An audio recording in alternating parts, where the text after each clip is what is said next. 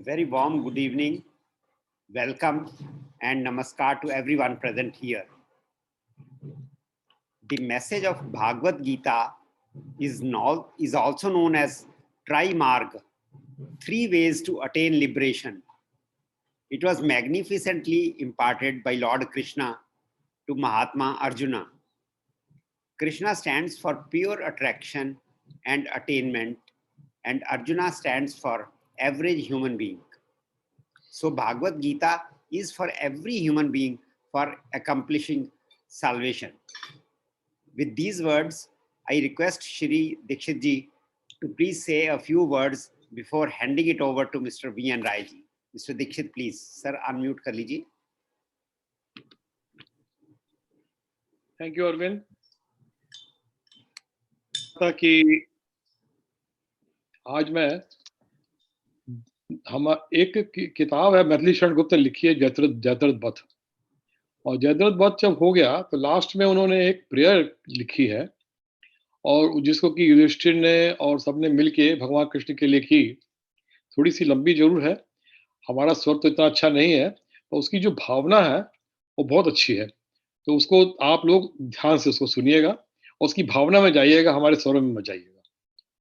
तो ओ निर्विकार तथापि तुम हो भक्त वत्सल सर्वदा, ओ निरीह तथापि अद्भुत सृष्टि रचते हो सदा, आकारहीन तथापि तुम साकार संतत सिद्धि हो, सर्वेश हो कर भी सदा तुम प्रेम वश प्रसिद्धि हो, करते तुम्हारा ही मनन मुनिरत तुम्ही में ऋषि सभी, संतत तुम्ही में देखते हैं ध्यान में योगेंद्र भी, विख्यात वेदों में विभो सबके तुम्ही आराध्य हो, कोई न तुमसे है बड़ा तुम एक सबके साध्य हो, पाकर तुम्हें फिर और कुछ पाना न रहता शेष है, पाता न जब तक जीव तुमको भटकता सविशेष है, जो जन तुम्हारे पद कमल के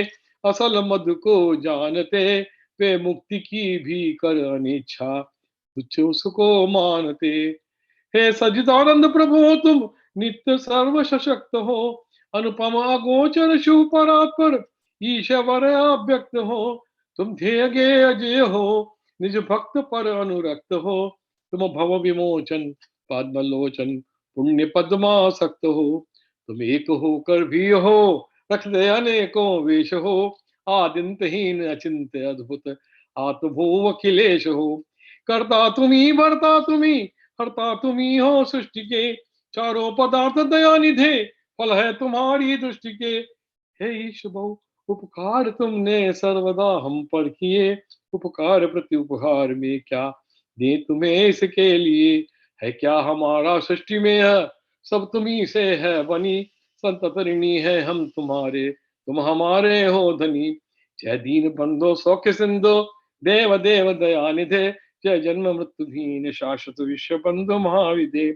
जय पूर्ण पुरुषोत्तम जनार्दन जगन्नाथ जगत गते, जय जय विभो अच्युत हरे मंगल मते मायापते, वसुदेव सुतम देवम कंस चाणूरमर्दनम, देवकी परमानंदम कृष्णम वंदे जगत गुरुम। ओम नारायण नारायण।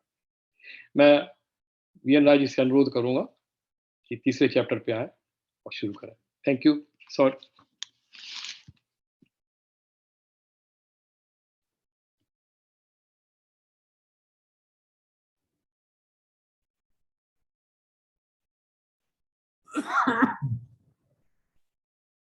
शांताकारं भुजगशयनं पद्मनाभं सुरेशं, विश्वाधारं गगनसदृशं मेघवर्णं शुभांगं, लक्ष्मीकान्तं कमलनयनं योगिविद्यानगम्यं, वन्दे विष्णुभवभयहरं सर्वलोकैकनाथं, यं ब्रह्मा वरुणेन्द्र रुद्रमरुता स्तुन्वन्ति दिव्यैस्तवैः, वेदैः साङ्गपदक्रमोपनिषदैः गायन्त्यं सामगाः, यस्यान्तं न विदुषुः देवास्तस्मै नमः।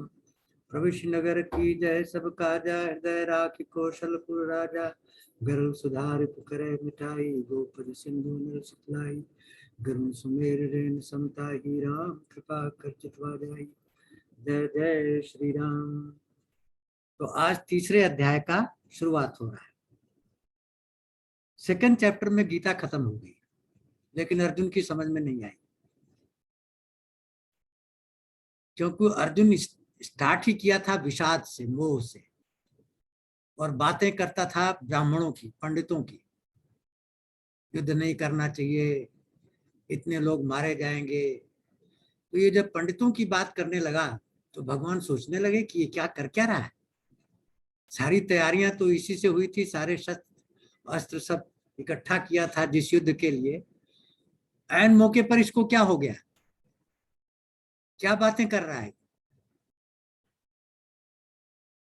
तो ज्यादातर ज्ञान शुरू होता है प्राइमरी स्कूल से और पीएचडी पर जाता है। यहाँ उल्टा हुआ है, भगवान ने पहले पीएचडी वाला ज्ञान दे दिया।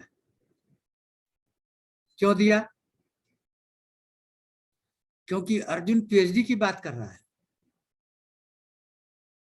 अर्जुन ब्राह्मण जैसी बात कर रहा है। इसलिए सांख्य योग का पहले उपदेश दिया गया उसको, आत्मा और अनात्मा का, जो उसकी समझ में नहीं आया।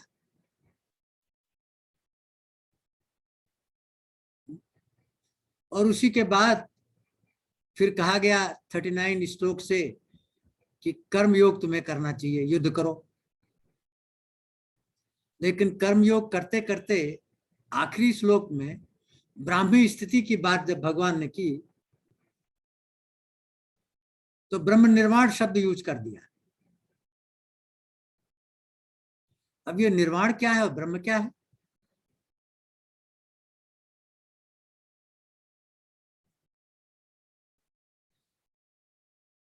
संसार में दो तरह के लोग हैं, एक इंट्रोवर्ट और एक एक्सट्रोवर्ट।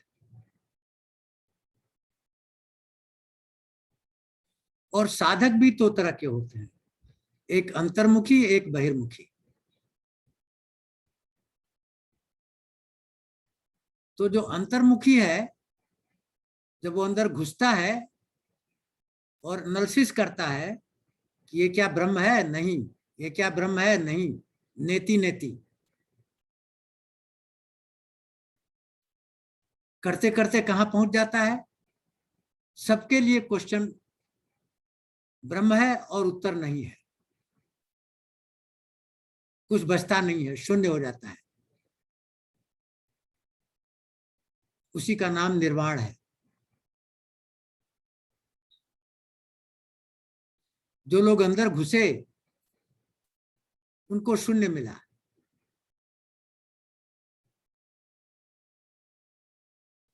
दूसरी लोग बाहर की यात्रा किए, उन्होंने क्या देखा? इसमें भी ब्रह्म है, इसमें भी ब्रह्म है, कण कण में ब्रह्म है। ढूंढते गए, अनंत तक गए, सब में ब्रह्म मिला। ब्रह्म के अलावा कुछ मिला ही नहीं। आखिरी छोर तक पहुंचते पहुंचते उनको पता चला कि ब्रह्म ही है और कुछ नहीं है।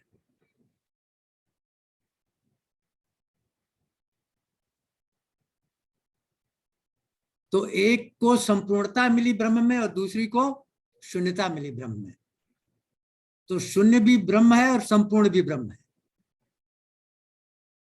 इसलिए मैंने आपसे कहा ब्रह्म कुछ नहीं है और ब्रह्म सब कुछ है।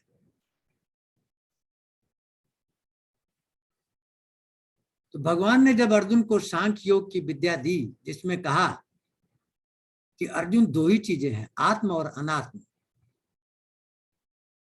आत्मा अविनाशी है, अजर है, शाश्वत है,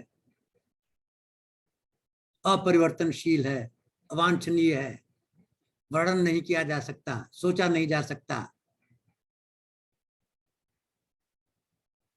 और दूसरा है विनाशमान शरीर, प्रकृति हर क्षण बदल रही है।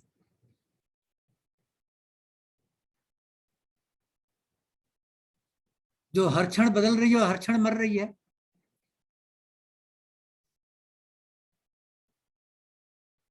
तो इसलिए क्या कहा भगवान ने कि तू शोक किस लिए कर रहा है, शरीर के लिए कि आत्मा के लिए? आत्मा तो मरी जा रही है, तो शोक करना बेकार है। शरीर तो मरी जा रही है, तो शोक करना बेकार है, तुम्हारे शोक करने से रुकने वाली नहीं। और आत्मा तो मरेगी ही नहीं, तो दोनों तरफ से तुम्हें शोक नहीं करना चाहिए।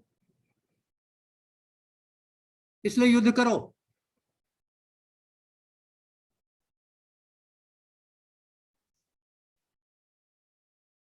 फिर 40 श्लोक से लेके 57 श्लोक तक कर्मयोग की बात सिखा दी। इसमें क्या है, निश्चयात्मक बुद्धि होती है। बुद्धि एक ही है। सकाम कर्म में हजारों बुद्धियां होती हैं, निष्काम कर्म में एक ही बुद्धि होती है, निश्चय बुद्धि होती है। निश्चय बुद्धि है निष्काम कर्म में, कर्म करो फल की इच्छा मत करो। न कर्म में आसक्ति हो, न फल में आसक्ति हो। युद्ध करो, आसक्ति मत रखो। दोनों तरफ युद्ध करने के लिए कह दिया, सांख्य में भी और कर्म में। लेकिन एंड में कहा 41 श्लोक में कि जो सारी चीजों में ममता रहित हो जाता है, अहंकार रहित हो जाता है, स्पृहा रहित हो जाता है, किसी चीज को इकट्ठा करने की इच्छा नहीं, किसी चीज को पाने की इच्छा नहीं, किसी चीज को खोने की इच्छा नहीं, कुछ नहीं, उसको ब्रह्म निर्वाण कहते हैं। अब अर्जुन की दशा क्या है? अर्जुन की दशा हम लोगों की दशा है। हम लोग क्या चाहते हैं? हम लोग मन में एक धारणा बना लेते हैं, उस धारणा के अनुरूप अनुकूल अगर उत्तर मिलता है तो हम खुश हो जाते हैं, और उस धारणा के प्रतिकूल उत्तर मिलता है तो हम खुश नहीं होते हैं। तो हम अपने को सिद्ध करने के लिए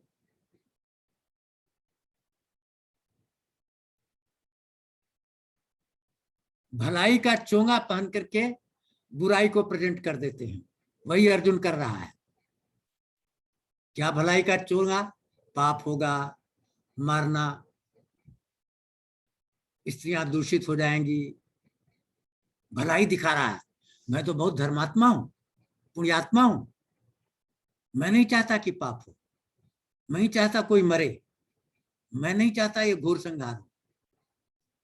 लेकिन वो बुराई अंदर छिपी हुई है। कौन सी बुराई? कर्तव्य त्याग की बुराई। कर्तव्य क्या है? क्षत्रिय का धर्म युद्ध करना। तो ये भलाई जो कर रहा है उसमें कर्तव्य त्याग हो रहा है, कर्तव्य त्याग की बुराई छिपा रहा है। और यही हम सब लोग करते हैं। कोई गलत काम करते हैं तो कभी कहते हैं गलत है, नहीं सही है, हमेशा जस्टिफाई करते हैं कि सही है। वही अर्जुन कर रहा है। क्या? कि भगवान के ऊपर डाल रहा है कि आप तो हमारी बुद्धि में भ्रम डाल रहे हैं। एक तरफ कहते हैं ज्ञान सबसे उत्तम है, सबको पवित्र कर देता है, और दूसरी तरफ घोर कर्म में लगा रहे हैं। ऐसा क्यों? अब एक दीक्षित जी आपके एक श्रोता थे जिनका नाम था, जो कहते थे कि श्लोकों को नहीं पढ़ते हैं आप। कौन थे वो श्रोता? मिस्टर ओबराय। हाँ, करेक्ट। मिस्टर ओबराय कहते थे आप श्लोक तो पढ़ते नहीं हो, ऐसे ही बोलते जाते हो। तो मैंने आप तय किया है कि श्लोक पढ़ूंगा, उसकी व्याख्या करूंगा। तो पहला श्लोक 3rd चैप्टर में क्या है? जो पहला श्लोक है, जायसी चेत कर्मणस्ते मता बुद्धिर जनार्दनम। भगवान को जनार्दन संबोधित किया है। जन आर्दन, जन के आर्दन है, जन की पीड़ा को मिटाने वाले हैं। तो अर्जुन क्यों कह रहा है कि हमारी पीड़ा मिटाइए, अब तो जनार्दन है। जात्सी चेत कर्मणस्ते, कर्म से ज्यादा बुद्धि को आप बल दे रहे हैं। आप बुद्धि को ज्यादा इंपॉर्टेंस दे रहे हैं कर्म से, तो तत्किम, तो क्यों कर्मणि घोरे मां, मुझे घोर कर्म में नियोजित कर रहे हैं। लगा दिया छक्का अर्जुन कि जब आप कह रहे हैं कि बुद्धि ज्यादा है तो आप घोर कर्म में क्यों लगा रहे हैं? समझा नहीं, भगवान ने बुद्धि की बात ही नहीं की है कर्म सांख्य योग में। सांख्य योग क्या है? सांख्य योग विवेक है, नीरछीर जिसको कहते हैं, वो अलग करता है आत्मा को अनात्मा से। सांख्य माने गिनती दो, एक अविनाशी है और दूसरा विनाशी है। सांख्य योग यही है। तो कहता तुम तो अविनाशी में रहो, छोड़ दो विनाशी को, इसमें रह के कर्म करो, कुछ नहीं होगा। लेकिन वो तो कर्म करना नहीं चाहता है, उसने तो तय कर लिया है कि कर्म नहीं करना है। तो भगवान से क्या कर रहा है? आपने कहा बुद्धि ज्यादा इंपॉर्टेंट है कर्म से, तो कर्म क्यों करवा रहे हो? क्योंकि वो चाहता है भगवान कहे कि नहीं बुद्धि में ही लग जाओ, कर्म छोड़ दो, ये चाहता है। और भगवान कह रहे नहीं युद्ध करो। क्यों कह रहे हैं? क्योंकि कर्म ही धर्म है। कर्म नहीं करोगे तो अपने धर्म से च्युत हो जाओगे। और तुम्हारा कर्म क्या है? युद्ध। क्षत्रिय का कर्म क्या है? ब्राह्मण की रक्षा करना, धर्म की रक्षा करना। ये तुम्हारा धर्म है, ये तुम्हारा कर्तव्य है, और तुम इससे भाग नहीं सकते। तो कह दिया आपने तो घोर कर्म में लगा दिया मुझे। और आखिरी श्लोक में कहा कि ब्रह्म निर्वाण ब्राह्मी स्थिति बहुत उत्तम है। फिर आगे कहता है व्यामी श्रेवेण वाक्य न बुद्धि मोह शिव में, मिले जुले वाक्यों से मेरी बुद्धि घपला में पड़ जा रही है। तद एकम बद, इसलिए एक चीज बताइए, निश्चितम, ये निश्चित करके, श्रेयो, जो श्रेयस्कर है मेरे लिए। अब देखो सब कुछ कहते हुए भी कह रहा है कि घोर कर्म में क्यों लगा रहे हो, लेकिन एक चीज पकड़ा हुआ है। क्या? क्या पकड़ा है जो हम नहीं पकड़ते? जो उसके अंदर खराबी हमारे अंदर होती है, लेकिन एक उसके अंदर जो अच्छाई हमारे अंदर नहीं होती है। हम भी जो करना चाहते हैं उसको लगा देते हैं उस पर सारा आर्गुमेंट सिद्ध करने में। वो भी वही कर रहा है कि युद्ध नहीं करना चाहिए, लेकिन एक चीज लगा हुआ है। दूसरे अध्याय के 7वें श्लोक में वही कहा, और तीसरे अध्याय के दूसरे श्लोक में भी वही कहा। क्या कहा शास्त्र? धर्म समूढ़ चेता यत् श्रेयम, श्रेयस्कर है जो, वो मुझे बताइए। एक श्रेय होता है और एक पेय होता है। पेय क्या होता है? भोग ऐश्वर्य, संसार को भोगना। जो कुछ लोग कहते हैं भगवान ने ये सब बनाया भोगने के लिए, तो सोना चांदी ये सब हमारे लिए बनाया है, ये मूर्ख लोग होते हैं। अर्जुन कहता है श्रेयस्कर बताओ, पेयस्कर मत बताओ। कल्याण किससे होगा मेरा? वहां भी कहा और यहां भी वही कर रहा है। श्रेयो अहम, मेरा कल्याण किस में होगा? वो एक चीज बताइए। आपने घपले में डाल दिया मुझे, तो भगवान अब इसको समझाने चल रहे हैं। वैसे तो गीता 2nd चैप्टर में खत्म हो जाती है अगर अर्जुन समझ गया होता तो। क्या समझ गया होता? कि सांख्य मार्ग में भी भगवान कह रहे हैं युद्ध करो, कर्म मार्ग में भी भगवान कह रहे हैं युद्ध करो, भक्ति मार्ग में भी भगवान कह रहे हैं युद्ध करो। 2nd चैप्टर में तीनों में कहते हैं युद्ध करो, युद्ध करो, युद्ध करो, युद्ध करो। क्यों कह रहे हैं? क्योंकि वही तुम्हारा धर्म है। सृष्टि में जितनी एंटिटी हैं सब अपना धर्म निभा रही हैं। मनुष्य जोनि में निर्वाण का प्रावधान है और सब भोग जोनियां हैं। भोग जोनियां क्या कर रही हैं? सृष्टि को चलाने में योगदान दे रही हैं, सृष्टि को योगदान दे रही हैं किसी न किसी रूप में। अपने कर्तव्यों के द्वारा सृष्टि चक्र को चला रही है। हमें जैसा कि गोयल जी ने कहा, उनके गुरु जी ने कहा, हम क्या है, डेस्टिनी प्लस फ्री विल। उनको फ्री विल नहीं है। अब हमें फ्री विल है तो हम क्या करते हैं? चोरी करते हैं, बदमाशी करते हैं, ऐश्वर्य करते हैं, भोग विलास करते हैं। ये फ्री विल तो है। कहते हैं ये सारा भगवान हमारे लिए बनाया, खाओ पियो मस्त रहो, यही तो फ्री विल है। लेकिन अर्जुन कहता नहीं, ये हमें नहीं चाहिए। हमें कल्याणकारी मार्ग बताइए भगवान, जिससे मेरा कल्याण हो।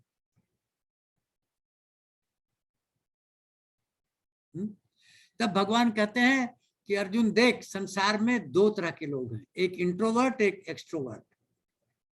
एक अंदर की यात्रा करते हैं, एक बाहर की यात्रा करते हैं। बाहर क्या है? प्रकृति। प्रकृति का मतलब बदलाव, विकार। प्रकृति में क्या हो रहा है? 10⁻12 पर सेकंड बदलाव हो रहा है, जिसको विकार कहते हैं। तो प्रकृति में जाओगे तो बदलाव को फेस करना पड़ेगा। अंदर क्या है? आत्म तत्व है, कोई बदलाव नहीं। तुम बच्चे थे, प्रौढ़ हुए, बुढ़े हुए, वैसे का वैसे ही है, कोई बदलाव नहीं। तो जो अंदर की यात्रा कर रहे हैं वो देख रहे हैं कोई बदलाव नहीं है। जो बाहर की यात्रा कर रहे हैं हर जगह बदलता जा रहा है। तो भगवान ने कहा दो तरह की निष्ठाएं हैं। निष्ठा माने जिसमें आदमी को पूरा विश्वास हो, पूरी श्रद्धा हो, उसका नाम है निष्ठा। जैसे बालक को माँ में निष्ठा है, वे नहीं पूछता कि तुम मेरी माँ हो कि नहीं हो, आर्गू नहीं करता, मान लिया है ये मेरी माँ है। ये निष्ठा है। माँ में श्रद्धा है, माँ में प्यार है, माँ में विश्वास है, माँ में भरोसा है। तो दो तरह की निष्ठा, सांख्य निष्ठा और कर्म निष्ठा, योग निष्ठा। एक सांख्य और एक योग है। सांख्य निष्ठा किसके लिए है? जो ज्ञान की खोज में चला, अंदर घुसा, नेति नेति कह रहा है ये भी नहीं है, ये भी नहीं है, ये भी नहीं है, ये भी नहीं है, सबको नकार दिया, अंत में कहां पहुंचा? शून्य, कुछ बचा ही नहीं, कुछ नहीं बचा, वही ब्रह्म है, उसी का नाम निर्वाण है। बुद्ध को निर्वाण प्राप्त हो गया। बुद्ध पैदा तो हुए थे क्षत्रिय घर में, लेकिन बन गए ब्राह्मण, अंदर की यात्रा करने लगे और करते करते निर्वाण प्राप्त हो गए। अर्जुन तो पैदा हुआ है क्षत्रिय घर में। क्षत्रिय का कर्तव्य क्या है? धर्म युद्ध करना। दूसरी निष्ठा क्या है? योग निष्ठा। योग क्या है? कर्म योग। कर्म योग में दो शब्द हैं, कर्म और योग। कर्म का मतलब क्या होता है? कर्म की परिभाषा क्या है? कर्म की परिभाषा है बदलना। स्थिति बदल जाए, कर्म हो गया। इसलिए प्रकृति में बदलाव हो रहा है। इसलिए प्रकृति में एक क्षण भी कर्म रुक नहीं सकता।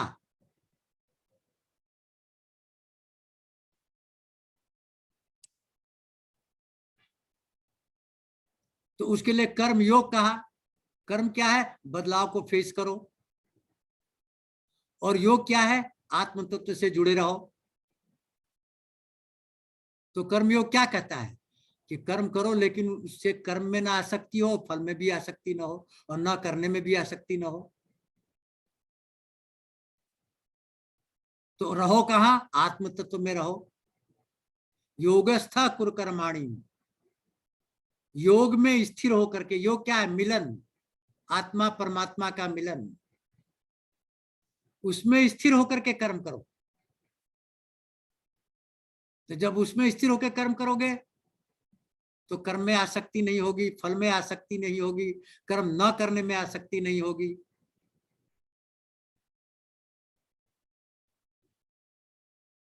तो भगवान समझा रहे हैं अर्जुन को, दो निष्ठा है, इसके अधिकारी कौन है? सांख्य योग का अधिकारी कौन है और योग का अधिकारी कौन है? सांख्य क्या कहता है? अविनाशी में बैठ जाओ, ब्रह्म में स्थित हो जाओ, आत्म तत्व में स्थित हो जाओ, ये सांख्य है।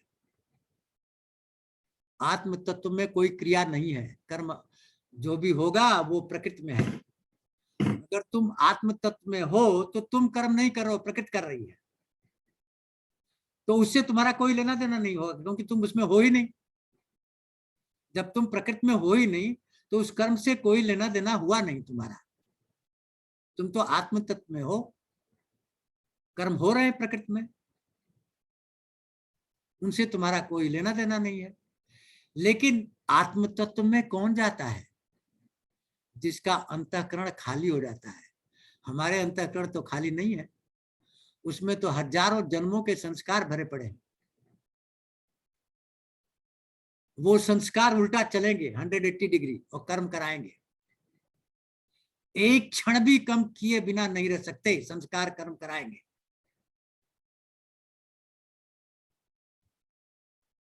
बाध्य करेंगे, परवश करेंगे।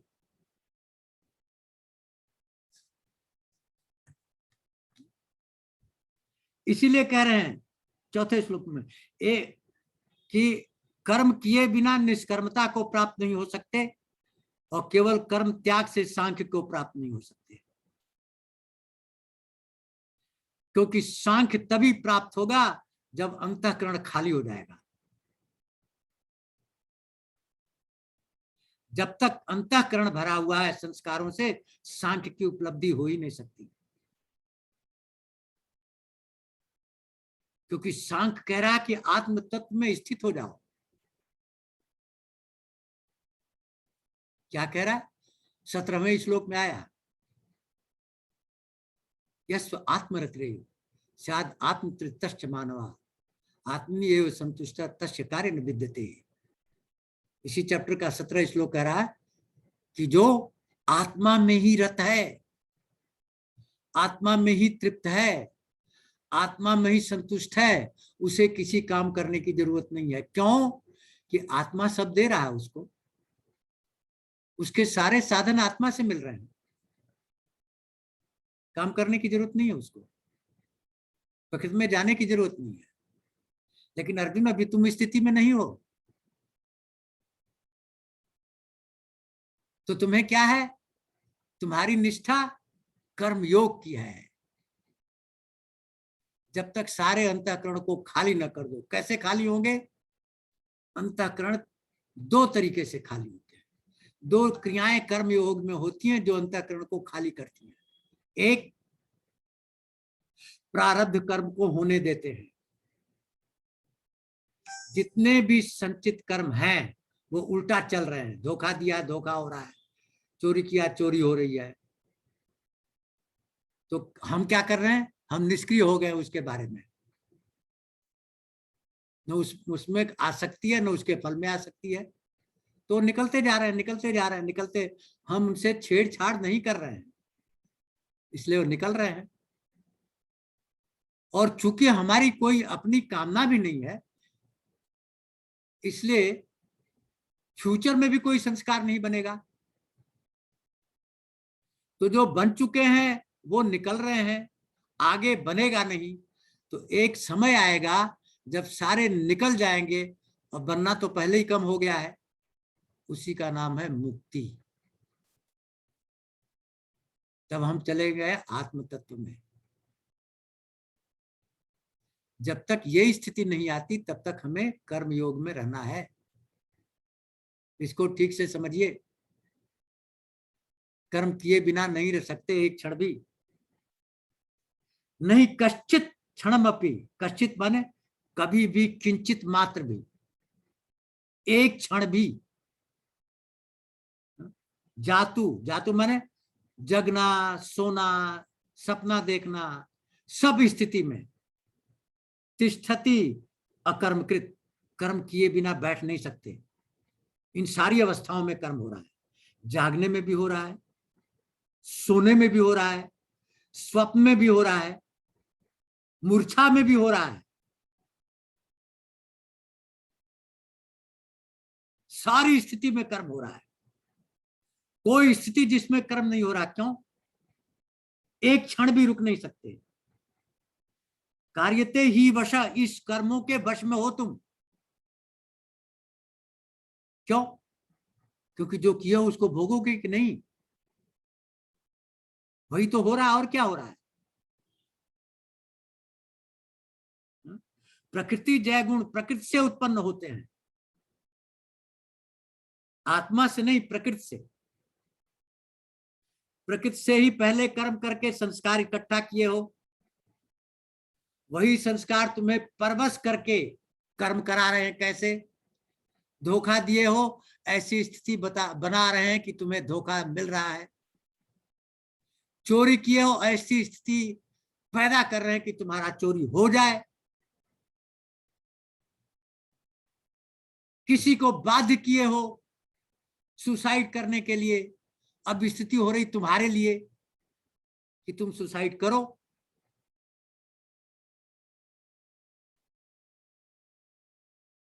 तो ये सारी प्रकृति जो है अपने वश में करके तुमसे कर्म करा रही है, तुम्हारा वश नहीं चलेगा इसमें। इसलिए क्या करो, इसको होने दो।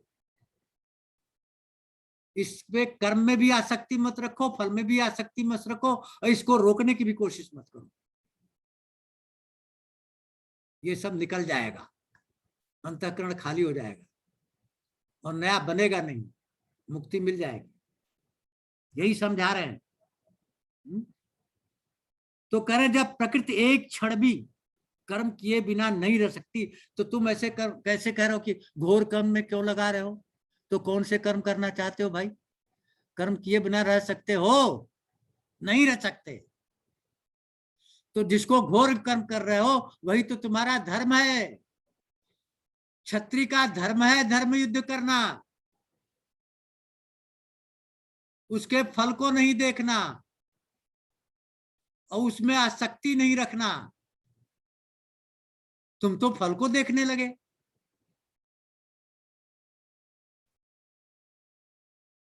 तुम तो पाप पुण्य की बात करने लगे, कर्म में आसक्ति रख रहे हैं। फल की भी आसक्ति है तुम्हारे अंदर कि मर जाएंगे, विधवा हो जाएंगी। कर्म मार्ग का त्याग कर दिया तुमने, और सांख्य में गए नहीं।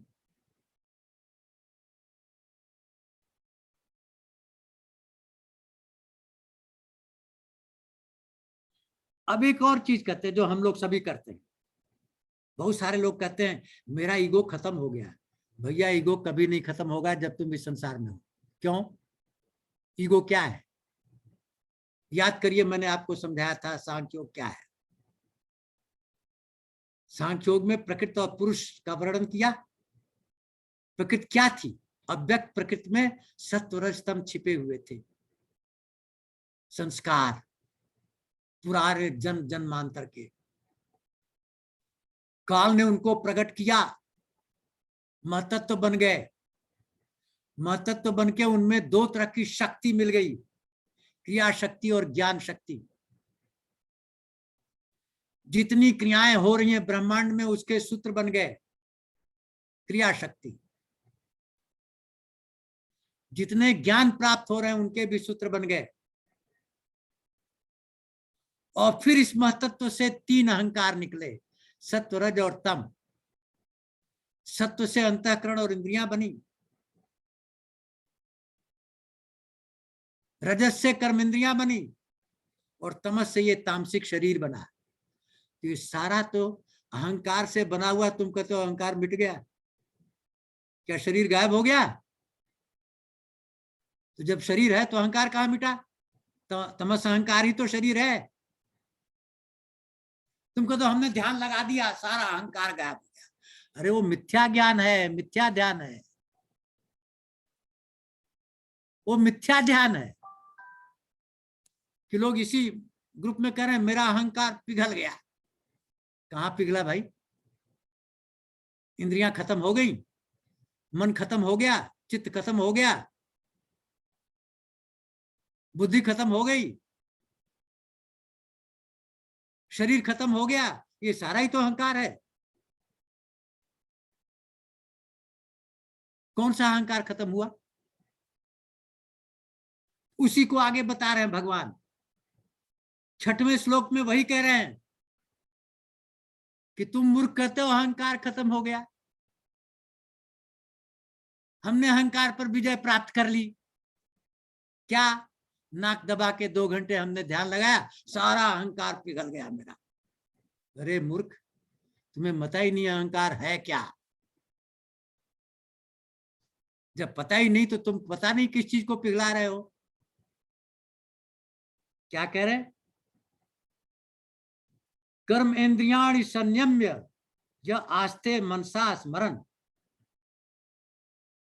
कर्म इंद्रियों को संयम करके, संयम माने कंट्रोल,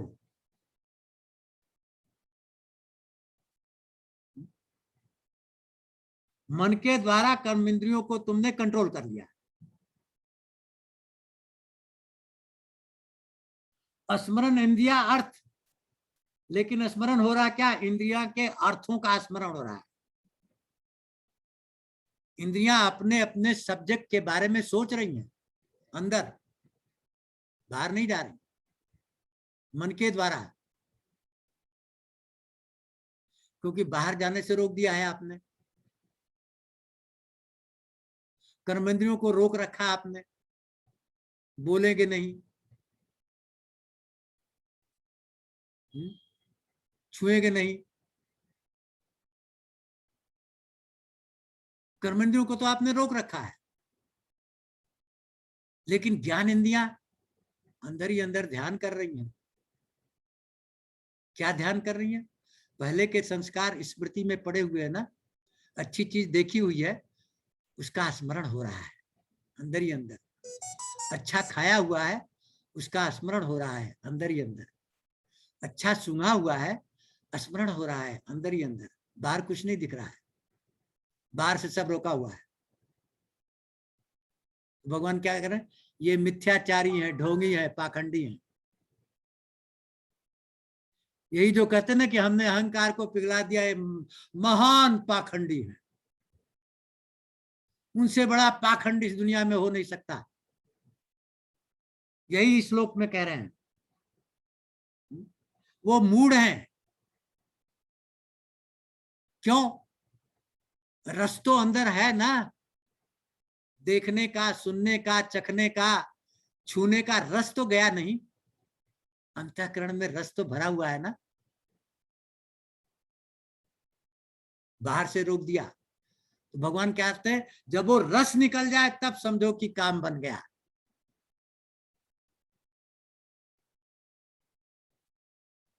तब तुम्हारी इंद्रियां शुद्ध होगी। तो उसके लिए वर्ड क्या? यहां संयम वर्ड है, उसके लिए वर्ड है नियम। संयम और नियम में क्या फर्क है? संसार में सारी क्रिया नियम के अनुसार हो रही है। इक्वल एंड अपोजिट रिएक्शन हो रहा है, जैसा करोगे वैसा भरोगे, सारे नियम के अनुसार हो रहा है। और संयम क्या है? कंट्रोल है। कंट्रोल इज डिफरेंट फ्रॉम नियम। तो भगवान क्या कहते हैं?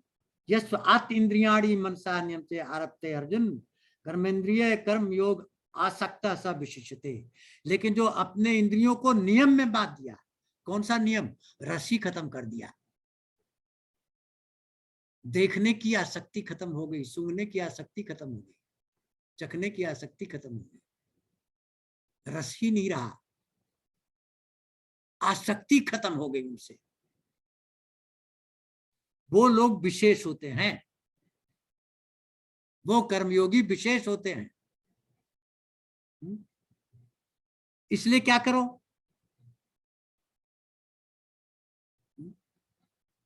अर्जुन को क्यों ये कह रहे हैं? क्योंकि अर्जुन थोड़ा पाखंडी बन गया है। क्या पाखंडी बन गया है? भलाई का चोंगा पहन के बुराई को छिपा रहा है। क्या भलाई का चोंगा है? पाप होगा, अत्याचार होगा, भलाई का चोंगा है। और उसके अंदर बुराई क्या है? कर्म का त्याग बुराई है, उसको छिपा दिया। कर्म क्या है उसका? धर्म युद्ध, उसको छिपा रखा है किसमें? भलाई का चोंगा पहन के। अगर ये नहीं करता तो सेकंड चैप्टर में गीता खत्म हो गई। लेकिन चूंकि चोंगा पहना हुआ है, उस चोंगा को उतारना है ना, तो इसलिए भगवान कह रहे हैं देख पाखंडी लोग क्या करते हैं, कंट्रोल करके इंद्रियों को कहते हैं हाँ हम योगी बन गए। ये महापाखंडी हैं। योगी कौन है?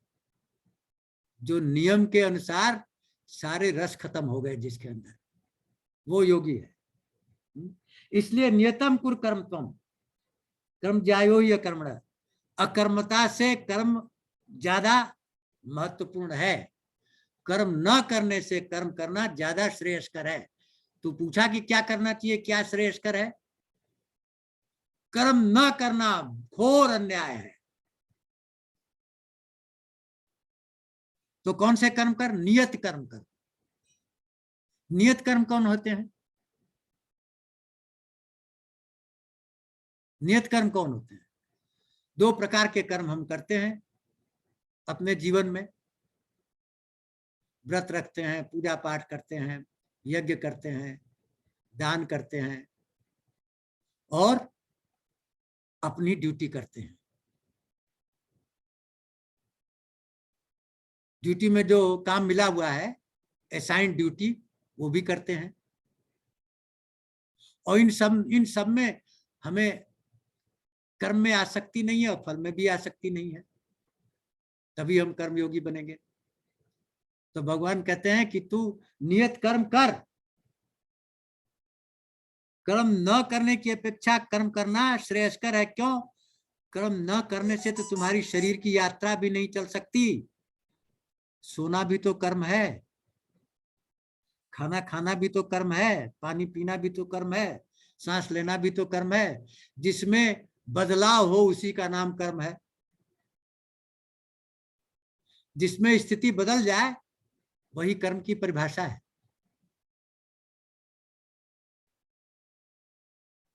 तो कर्म किए बिना शरीर भी नहीं चल सकता, क्योंकि शरीर को आराम चाहिए, शरीर को भोजन चाहिए, शरीर को पानी चाहिए, शरीर को मूत्र त्याग चाहिए, शरीर को मल त्याग चाहिए। ये सारे कर्म बंद कर दोगे तो शरीर चलेगी?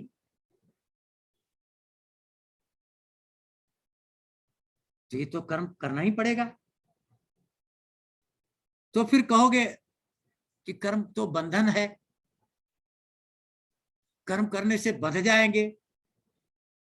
बंधते कब हैं? जब कर्म में आसक्ति और फल में आसक्ति हो। कर्म में, फल में और अकर्म में, तीनों में आसक्ति खत्म कर दो, नहीं बंधोगे। तब क्या हो रहा है? केवल कर्तव्य कर्म हो रहा है। अपना कर्तव्य कर रहे हैं और जो पूजा पाठ है वो भी कर रहे हैं, आसक्ति किसी में नहीं है। तो इसलिए आगे कहते हैं यज्ञ अर्थात कर्मणो अन्यत्र लोको कर्म बंधनम तदर्थम कर्म कौन्ते यह मुक्त संग समाचार। इसलिए यज्ञ के लिए जो कर्म किया जाता है, उसके अलावा जो कर्म होते हैं वो बंधन के कारण होते हैं।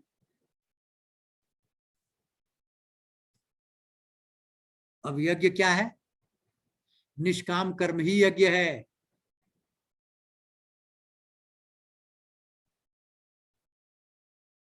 निष्काम कर्म ही दूसरा नाम यज्ञ है। क्यों यज्ञ है? क्योंकि हमें कर्म में भी आसक्ति नहीं है, फल में भी आसक्ति नहीं है। तो कर्म कर क्या रहा है? कर्म सृष्टि चक्र को चला रहा है, भगवान की बनाई हुई सृष्टि को चला रहा है। हार्मनी विद नेचर, जिस चीज के लिए हम बने थे वो कर रहे हैं। आम बना था आम देने के लिए, अमरूद बना था अमरूद देने के लिए। हम भी किसी चीज को देने के लिए बने हैं, वो दे रहे हैं।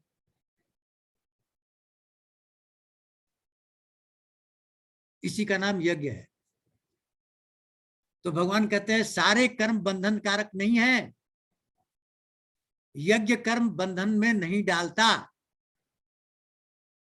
निष्काम कर्म से कोई बंधन नहीं होता, क्योंकि बंधन कब होगा? जब रस्सी होगी। रस्सी का नाम क्या है? हिंदी में रस्सी को कहते हैं गुण, और वही गुण है सत्व रज तम, यही बांटते हैं। ये 3 रस्सियां हैं, 3 रस्सियां ही बांधती हैं।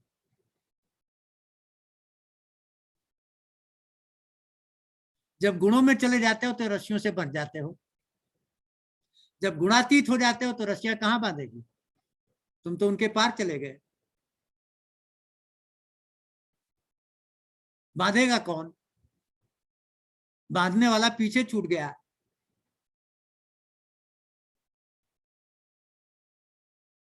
तो यही तो कह रहे हैं कि भाई जो यज्ञ कर्म है वो नहीं बांधते तुम्हें, इसलिए यज्ञ कर्म करो। दूसरे जो है वो बांधते हैं। फिर क्या कहते हैं 10वें श्लोक में? इसका सूत्र बता देते हैं क्यों यज्ञ करो। प्रश्न ये उठता है कि यज्ञ क्यों करो? भगवान ने कहा शुरू में सृष्टि कैसे बनी? भगवान विष्णु के नाभि से कमल निकला, ब्रह्मा जी पैदा हुए, अंदर घुसे, आदि अंत नहीं मिला, भविष्यवाणी हुई तप कर और सृष्टि की रचना कर। तो यज्ञ और तप से ब्रह्मा ने सृष्टि रची है।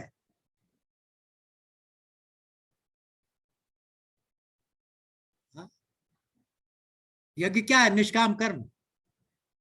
तो ब्रह्मा ने निष्काम कर्म के द्वारा सृष्टि की रचना की है। सहयज्ञ, सहयज्ञ, यज्ञ के द्वारा प्रजा सृष्टवा, प्रजा की रचना की, 84 लाख योनियों की, और 14 मंडल बनाए भुवन रहने के लिए। पुरोवाच प्रजापति, ब्रह्मा जी ने पहले कह दिया है। और ब्रह्मा जी ने क्या कहा? जैसे मैंने यज्ञ के द्वारा सृष्टि की रचना की है, प्रजा से उपदेश दिया कि तुम भी यज्ञ करना और सृष्टि को बढ़ाना। यज्ञ के द्वारा इस सृष्टि को बढ़ाना, यह ब्रह्मा का उपदेश है। कैसे सृष्टि को बनाना, उसका फार्मूला भी बता दिया है ब्रह्मा जी ने। सृष्टि में 2 तरह के चीजों को मैंने बनाया है, एक देते हैं बिना लिए और एक लेते हैं बिना दिए। जो देते हैं बिना लिए उनका नाम देवता है। वायु देवता ऑक्सीजन देती है, मूल्य लेती है। वरुण देवता जल देते हैं, मूल्य मांगते हैं। धरती अन्न देती है, मूल्य मांगती है। तो ये सारे देवता तुम्हें फ्री में दे रहे हैं, यज्ञ कर रहे हैं वो, और उनके द्वारा तुम्हारा जीवन यापन हो रहा है, दिए हुए चीजों के द्वारा। तो उन्होंने तुमको जो दिया उसको अगर तुम खा गए उनको बिना कुछ दिए, तो इसी का नाम तो चोर है। बिना कास्ट के जो भी प्रोडक्ट ले लिए वही तो चोरी है।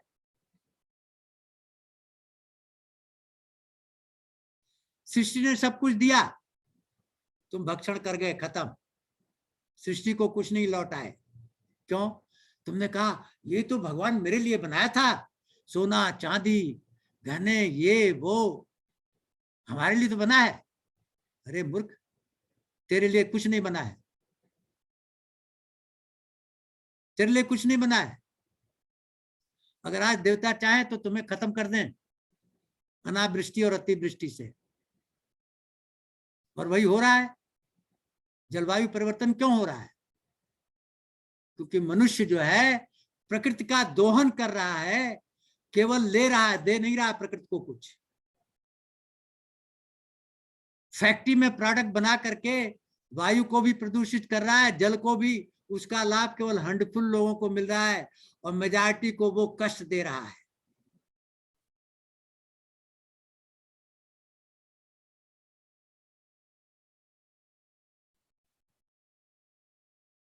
तो प्रजापति ने क्या कहा, ये सारे देवता तुम्हारे जरूरत की चीजें तुम्हें देंगे, बशर्ते कि तुम देवताओं को संतुष्ट रखोगे। तुम इनको संतुष्ट रखो, ये तुम्हारी मनवांछित सारी चीजें तुम्हें दे देंगे। और एक दूसरे के पूरक बनो और सृष्टि को आगे बढ़ाओ। देवान भाव यतानेन ते देवा भावयन्तु वः परस्परम भावयन्त श्रेयः। एक दूसरे परस्पर की हेल्प करते रहो, आगे बढ़ते रहो। क्या सृष्टि से जो भी ले रहे हो, देवता दे रहे हैं, उस देवता को दे करके और जो बचे उसका भक्षण करो। जैसे आप यज्ञ करते हो, प्रसाद चढ़ाते हो, आप मंदिर जाते हो तो कहते कहाँ जा रहे हो मंदिर, क्या लेके जा रहे हो, लड्डू, कितना, 1 किलो। वापस आते तो पूछते हैं क्या है, प्रसाद, लड्डू बन गया प्रसाद। क्यों? भगवान ने भोग लगा ली, अब वो लड्डू नहीं है, वो प्रसाद है। जब देवता ने ले लिया तो जो प्रसाद दिए उसको तुम ग्रहण करो। ये प्रजापति कह रहे हैं तुमको। यज्ञ शिष्ट अश्न संतो मुच्यते सर्वकल्मषम्। यज्ञ से बचे हुए शिष्ट को, प्रसाद को खा करके सारे कलमश मिट जाएंगे तुम्हारे। अंतःकरण स्वच्छ होने लगेगा। और अन्यथा ऐसा नहीं करोगे तो तुम पाप खा रहे हो। जो कहते ना भगवान ने सब दिया मेरे लिए, घर भी बना लिया, गाड़ी भी खरीद ली, सब कुछ कर लिया, लड़कों को भी पढ़ा लिया, सब कुछ हो गया, और संसार को कुछ नहीं दिया। संसार से लिया इतनी चीजें, संसार को कुछ नहीं, सब हड़प गए। यही तो पाप है, इसी का नाम पाप है। संसार को क्या दिया, केवल अपने में ही रह गए, हम और हमारे बच्चे और परिवार। इस परिवार को बढ़ाओ, पड़ोसी को दो, पड़ोसी के बाद गांव को दो, गांव के बाद एरिया को दो, तुम्हारा परिवार बढ़ता गया और सब तुम्हारा परिवार हो गया। तब क्या हो गया, जो चीजें हैं डिस्ट्रीब्यूट हो गई सब में। तुम्हें जितनी थी उतनी मिल गई, तुम जरूरत से ज्यादा रखे हो और सब छोड़ के जाओगे ऊपर। कोई ऊपर नहीं जाएगा, जाने से पहले बांट दो, खर्च कर दो सबके ऊपर। यही तो कह रहे हैं भगवान, और क्या कह रहे हैं। लेकिन तुम नहीं करोगे, क्यों? क्यों करें भाई, हमने कमाया तो दूसरों को क्यों दें। अरे तुम कमाए कहां से, देवता नहीं देते तो तुम कमाते।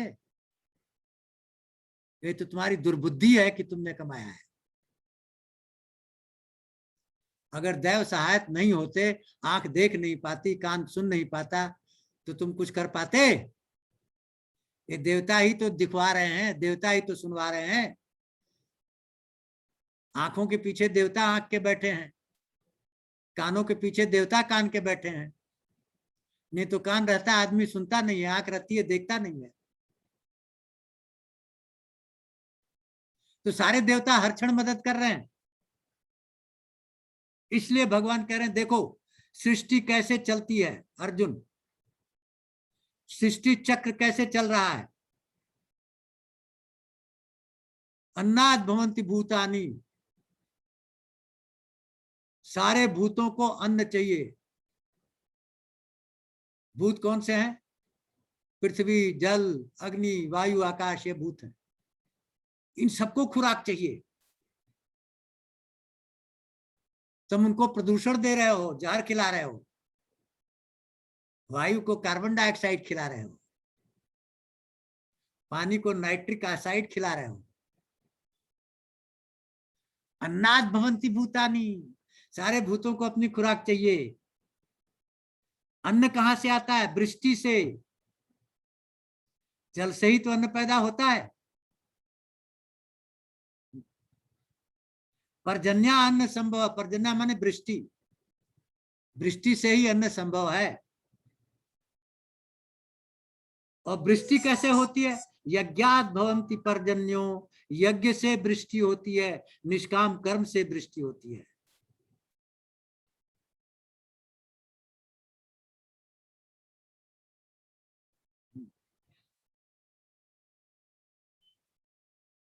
यज्ञा कर्म समुद्र, यज्ञ निष्काम कर्म ही है। अब कर्म ब्रह्मा भयो विधि, निष्काम कर्म क्या है? जो शास्त्र विहित कर्म है, जो हमारी असाइंड ड्यूटी है, तत्परता के साथ आसक्ति छोड़ करके, कामना छोड़ करके जो हम कर्म करते हैं, वही असली कर्म है, जिसका वेदों में वर्णन है। कर्म ब्रह्मा भयो विद्धि, वेदों में लिखा है। ब्रह्म अक्षर समुद्भव, वेद कहां से आए? अक्षर ब्रह्म से आए। तस्मात् सर्वतः ब्रह्म नित्यम यज्ञ प्रतिष्ठति, इसलिए ब्रह्म यज्ञ में बैठा रहता है।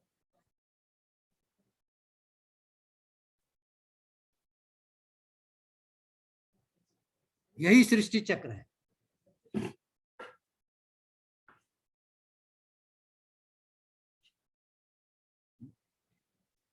तो ये जो चक्र चल रहा है सृष्टि का, एवं प्रवृत्ति चक्रम ना अनुवर्तती, यह जो इस सृष्टि चक्र में भाग नहीं ले रहा है, इस सृष्टि चक्र का पार्ट नहीं बन रहा है। पार्ट कैसे बनेगा? जिस चीज के लिए बनाया गया था वो दे करके। जैसे आम का पेड़ आम दे के पार्ट बन गया, गंगा जल दे के पार्ट बन गई।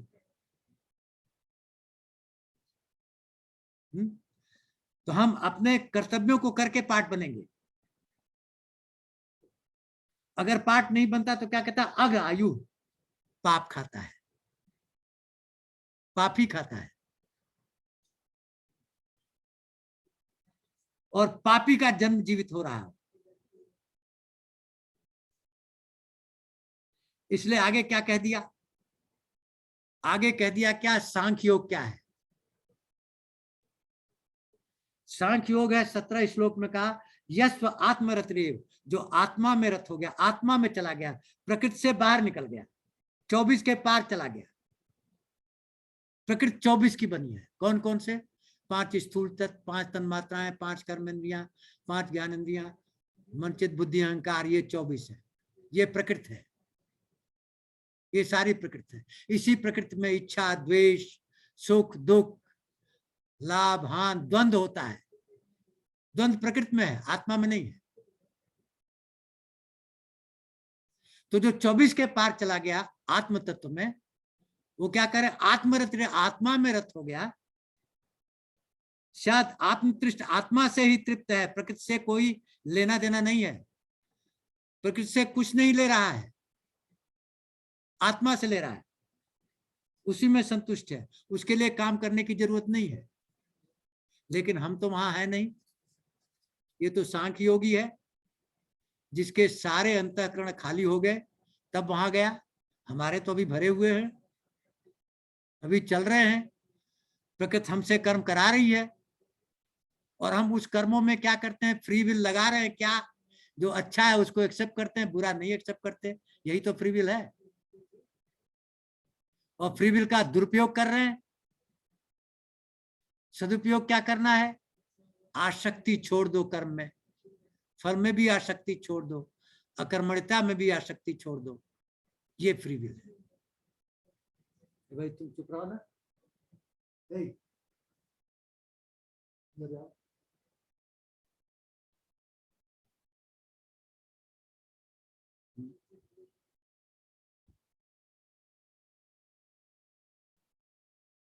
तो उस आदमी के लिए जो आत्म तत्व में चला गया, उसके लिए फिर कह रहे हैं उसे कर्म करने की जरूरत ही नहीं है।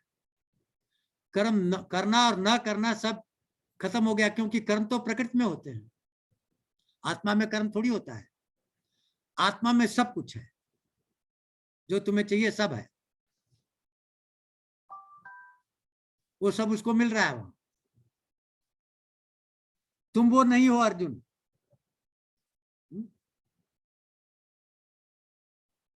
वो तत्वज्ञानी है।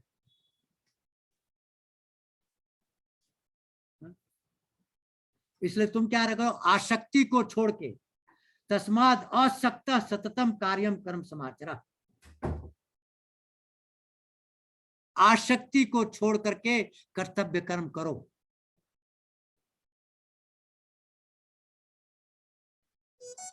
और तुम भी कहां चले जाओगे, जहां वो पहुंचा है।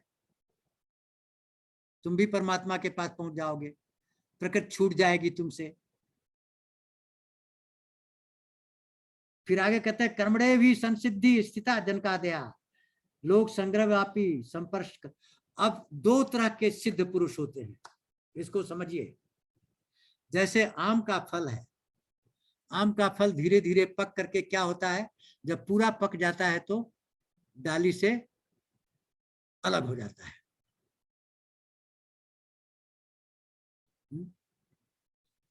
तो जो सांख्य योगी है वो डाली से अलग हो गया, पूरा पक गया। लेकिन पकने से पहले आम क्या कर रहा है, पकने की तरफ बढ़ रहा है, धीरे धीरे धीरे धीरे बढ़ रहा है।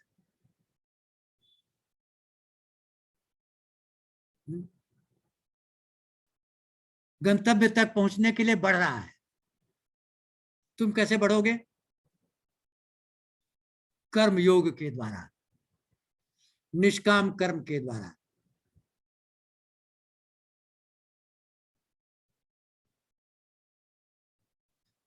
संसार में रहते हुए भी निष्काम करते करते तुम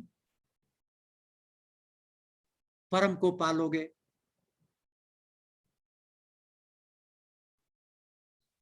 और जो परम को पा लेता है उसके कर्म चलते रहते हैं, किस लिए? लोक संग्रह के लिए। लोक संग्रह क्या है? लोक माने ब्रह्मांड और संग्रह माने स्थिति।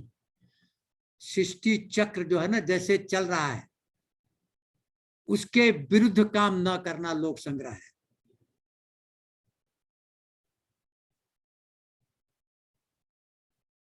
सृष्टि चक्र करने की एक क्रिया हो रही है, उस क्रिया में बाधा डालना, जो उस क्रिया में बाधा नहीं डालता है वो क्या करता है? लोक संग्रह कर रहा है। और जो बाधा डालता है लोक असंग्रह कर रहा है। भगवान की बनाई हुई सृष्टि में व्यवधान डाल रहा है, विघ्न डाल रहा है। तुम्हें वो नहीं करना है। भगवान की बनाई हुई सृष्टि में विघ्न नहीं डालना है, उसमें योगदान देना है। क्योंकि सृष्टि से ही तो सब कुछ तुम्हें मिल रहा है, इसलिए वापस भी तो करना है।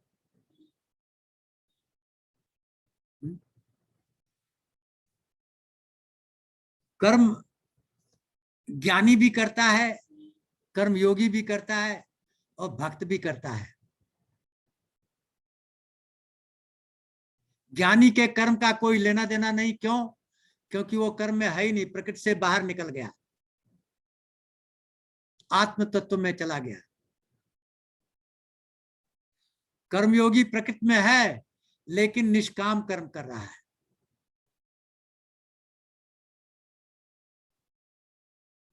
भक्त जो है सारे कर्मों को भगवान को दे दे रहा है, अपने पास कुछ नहीं रख रहा है। कर्म तीनों के हो रहे हैं। सांख्य योगी का कोई लेना देना नहीं है क्योंकि वो है ही नहीं उसमें, कर्मों में। कर्मयोगी निष्कर्मता को प्राप्त हो रहा है और भक्त भगवान को समर्पित कर दिया सब कुछ, अपने लिए कुछ कर ही नहीं रहा है। कर्म सब जगह हो रहा है, कर्म छूट नहीं सकते। इसलिए भगवान कह रहे हैं कि जो श्रेष्ठ लोग करते हैं वही छोटे लोग पालन करते हैं। जैसे मुझे देखो, मुझे कोई प्राप्त करने की वस्तु नहीं है, कोई अप्राप्त नहीं है मेरे लिए, फिर भी मैं कर्म करता रहता हूं। प्राप्त किसको करना है? जो अपूर्ण हो। हम क्यों कर्म करते हैं? पूर्णता को प्राप्त करने के लिए। कुछ कमी है, उस कमी को दूर करने के लिए क्रिया करते हैं। हाँ चलो, तो दीक्षित जी का आ गया संदेश। तो हम कहां तक पहुंच गए हैं? हम पहुंच चुके हैं 20 श्लोक तक।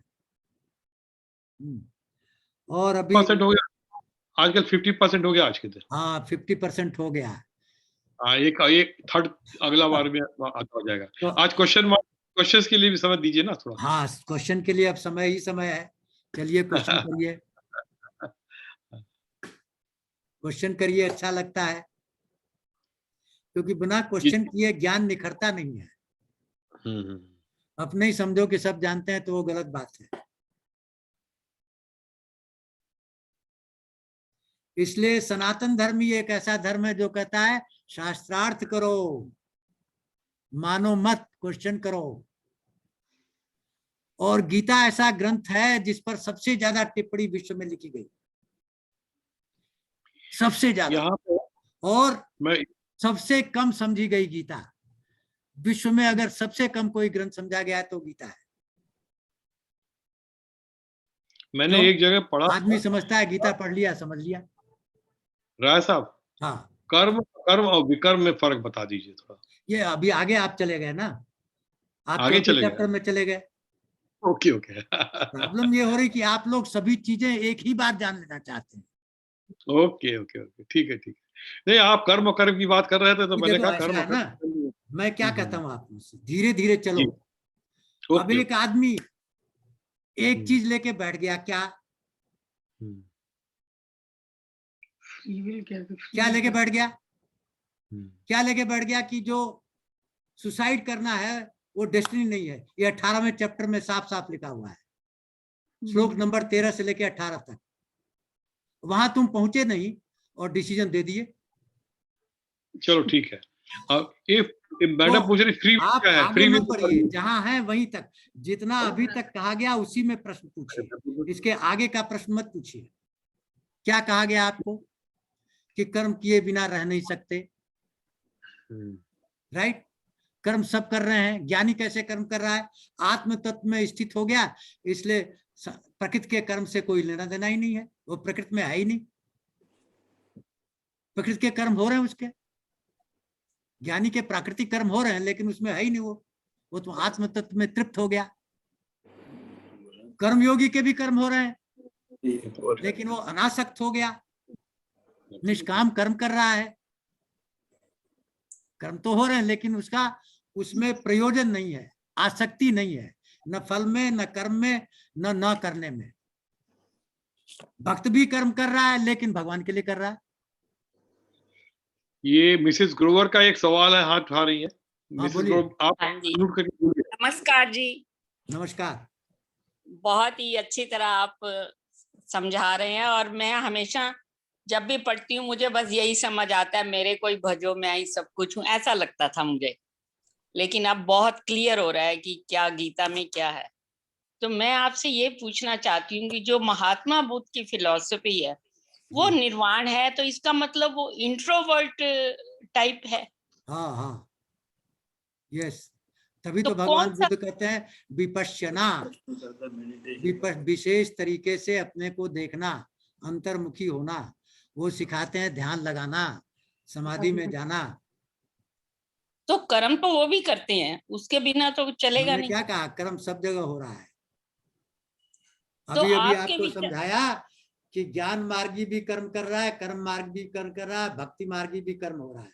कर्म कर्म तो रुक नहीं सकते, कर्म तो प्रकृति का धर्म है। प्रकृति तो में आप कर्म हो रहे हैं लेकिन ज्ञानी क्या कह रहा है? हमारा उससे लेना देना नहीं, मैं तो आत्म तत्व में स्थित हो गया हूं, तो प्रकृति से आपके निकल गया विचार हूं। में क्या ठीक है? जी, कर्म, निष्काम कर्म करना ठीक है या निर्वाण जैसे महात्मा बुद्ध ने बताया है रास्ता, वो ठीक है? देखिए ऐसा है ना, दोनों ही रास्ते ठीक हैं लेकिन एक कठिन है और एक आसान है। भगवान सा बुद्ध का भगवान बुद्ध का रास्ता कठिन है। क्यों कठिन है?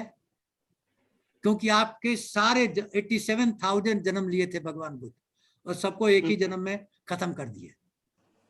बोध गया में ज्ञान हुआ 32 साल 36 साल में, और 80 साल की उम्र तक सब खत्म हो गए, जल गए, कुछ नहीं बचा।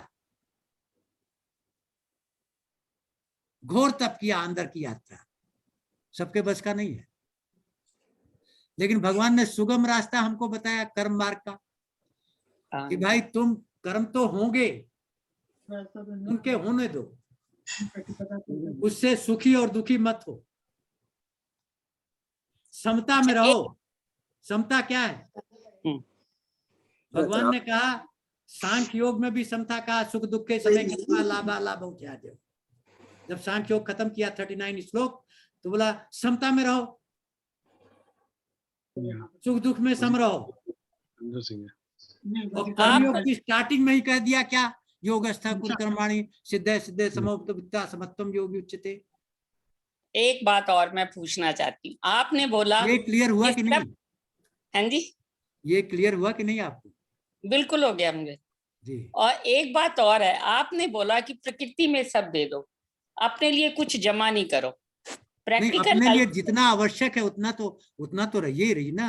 अब आप कहें सब दे दो, हम खाना नहीं खाएंगे, पानी नहीं पिएंगे, हाँ, तो वो तो ठीक नहीं है। जो अपना मिनिमम नीड है, उसके बाद जो इकट्ठा किए हो वो पाप है। अब हमको नहीं पता कितना जीना है, तो हमने उस तरह को सोच में लेते हुए हमने ये इकट्ठा कर लिया। अब चाहे हम छोड़ ही जाएं, पता नहीं क्या होगा। तो आप उसको कैसे सॉल्व करेंगे? उसको बहुत अच्छा प्रश्न है आपका, बहुत ही इंटेलिजेंट प्रश्न है। क्योंकि मनुष्य केवल प्रेजेंट की सोचता है, प्रेजेंट में इतनी नीड है, इतना लेके बाकी छोड़ दो, बांट दो। आपने कहा हमें पता नहीं कि हम 20 साल जिंदा रहेंगे कि 30 साल, क्योंकि हम साधु नहीं है, हम साधु नहीं है, मांग के नहीं खा सकते, राइट, वैसे नहीं रह सकते। Right, right. तो उसके लिए क्या करें हम? हाँ जी, उसके लिए इकट्ठा करके रखें।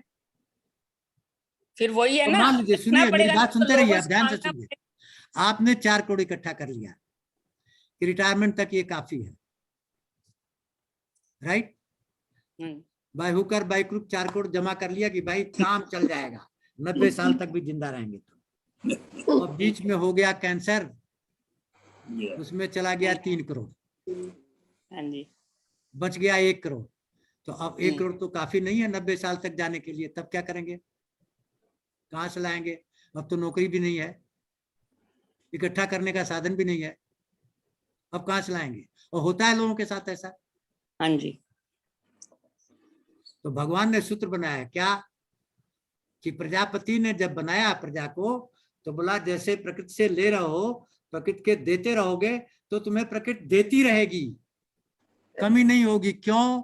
जब तुमने सारे विश्व को अपना खानदान मान लिया, आपने तो अपने खानदान कभी सीमित कर दिया, हम हमारे 2 बच्चे, और दोनों चले गए अमेरिका, और फिर भी हम 4 करोड़ रखे हुए हैं कि बढ़ोतरी में काम आएगा, है ना? यही करते हैं ना। भगवान क्या कह रहे हैं? कोई नहीं काम आएगा, जब कैंसर होगा वो वहीं रह जाएंगे, इधर सब खर्च हो जाएगा। लेकिन आप उनको तो भगवान क्या कह रहे हैं? सुनिए मेरे को पहले, हाँ जी, हाँ जी, ध्यान लगा के सुनिए, हाँ जी, क्योंकि आपका प्रश्न जो है बहुत व्यावहारिक है और बहुत ही श्रेष्ठ प्रश्न है। अगर आपने अपने पूरे खानदान को संभाला, भाई भतीजों को संभाला, पड़ोसियों को संभाला, पूरे गांव को संभाला, आज देखिए, आप याद करिए कोरोना काल में क्या हुआ। जिनके पास 1 पैसा भी नहीं था, उनको संभालने वाले आ गए। कौन? उनको ऑक्सीजन सिलेंडर मुफ्त में देने वाले आ गए गुरुद्वारों में। क्या उन्होंने दे रखा था गुरुद्वारे में पैसा? क्यों आया? क्योंकि वो डिजर्व करते हैं, जो डिजर्व कर्म थे जो इस रूप में आ रहे हैं। यही तो भगवान समझा रहे हैं, जो हम मनुष्यों के समझ में आता नहीं। मैं आपको अपना उदाहरण अब प्रैक्टिकल बताता हूं, प्रैक्टिकल आपको बताता हूं। मैं एफसीआई में था, 10,000 तनख्वाह चेयरमैन की मिलती थी। बच्चे पढ़ते थे आईएम आईआईटी में, सारा पीएफ खत्म हो गया, मेरा पीएफ रह गया केवल 2 लाख। तो लोग कहेंगे पागल है ससुरा। हमने कहा कोई बात नहीं यार, भगवान देता है ना, देखेंगे क्या होता है। उसके बाद क्या हुआ, भगवान ने मुझे एफएसटी ट्रांसफर कर दिया। कहाँ, यहाँ 10,000 तनख्वाह थी, वहां 40,000 तनख्वाह हो गई, 4 गुना। ए शेड्यूल का लास्ट पे स्केल का आखिरी, with all the perks and everything. और वहां मैं 3 साल में कितना पीएफ जमा किया, 16 लाख।